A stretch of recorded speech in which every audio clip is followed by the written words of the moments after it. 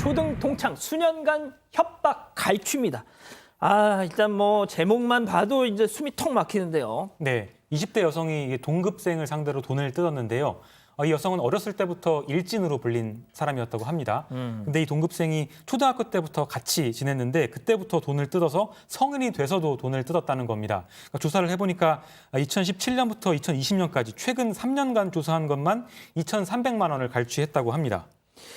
이 돈을 빼앗긴 횟수, 금액. 야, 이거 뭐 이렇게 많죠? 학생이었던데. 지금 나오죠. 438회입니다. 2,300만 원 정도가 갈취 그러니까 당한 소액 상황이에요. 다수였군요. 그렇죠, 그렇죠.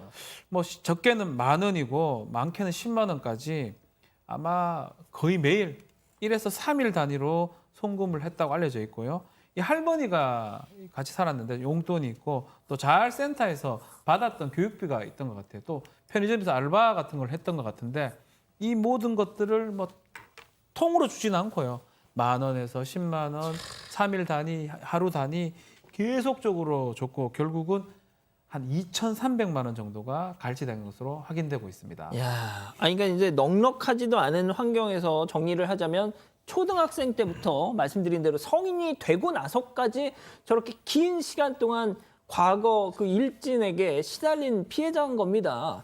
자, 그런데 솔직히 뭐 교수님도 그렇고 저도 그렇고 학창 시절을 뭐 교수님도 기억에 그 동급생 중에 뭐 주먹 잘 쓰고 그랬던 친구들이 있었지 않습니까? 예? 그렇죠. 근데 이제 그 보통 이제 성인이 되고 나면 다 정신 차리고 대부분 또 그때 만난 애들 뭐 솔직히 무섭지도 않잖아요. 커서 만나면. 예?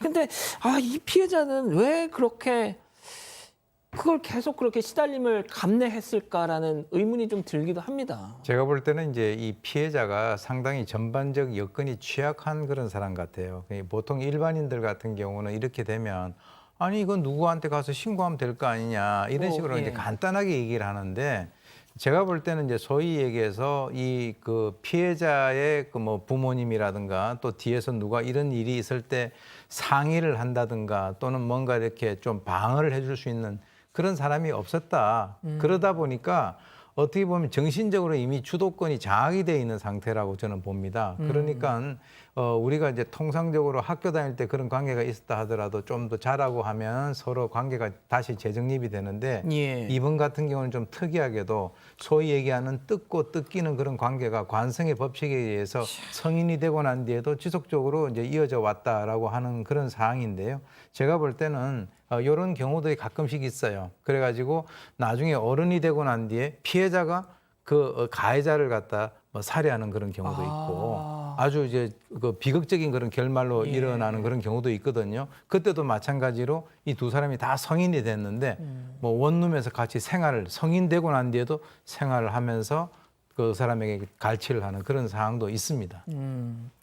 자, 그런데 이게 성인이 되고 나서도 뉘우치기는커녕 계속해서 이렇게 했다는 거 아닙니까? 그리고 뭐 이 피해 합의 시도조차도 하지 않고 반성 의사도 지금 보이지 않고 있다는데 그래서 재판에 넘겨졌어요.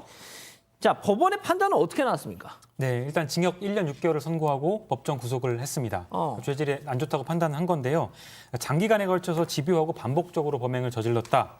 또 경제적 피해는 물론이고 피해자의 정신적 피해 역시 막대하다라고 했습니다. 근데 이 가해자는 역시나 불복을 했고요. 항소했습니다.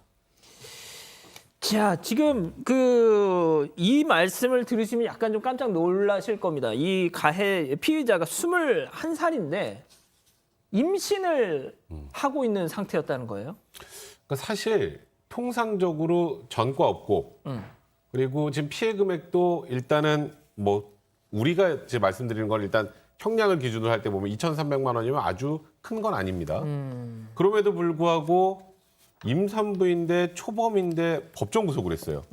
저는 이 법원의 판결은 정말 잘 됐다고 생각을 하는데 중형이라고 생각하세요? 그러니까 이거는 굉장히 중하게 선고를 한 거죠. 근데 그 이유가 저는 그런 것 같아요. 아까 얘기하셨던 것처럼 성인이 돼서까지 지속적으로 계속해왔고 그리고 내가 뭘 잘못했어.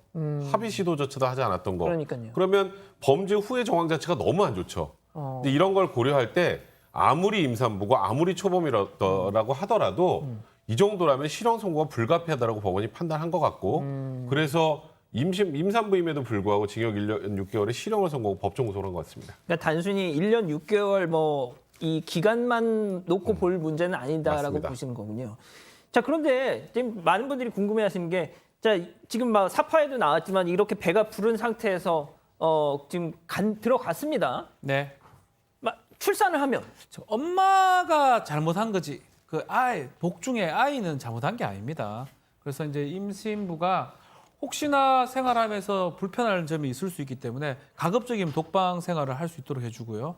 자원봉사자 같은 사람을 옆에 둘 수 있도록 돼 있습니다. 아, 진짜요? 왜냐하면 뭔가 아플 수 있고 위급상이 생길 수 있다는 걸 이제 근데 더 문제는 이제 출산의 부분이 문제됩니다. 지금 1년 6개월 형을 받았으니까 반드시 아이가 태어날 거예요. 그 사이에서 태어나게 되면 우리 행영법에 따르면 18개월 동안 엄마랑 같이 살 수 있도록 돼 있습니다.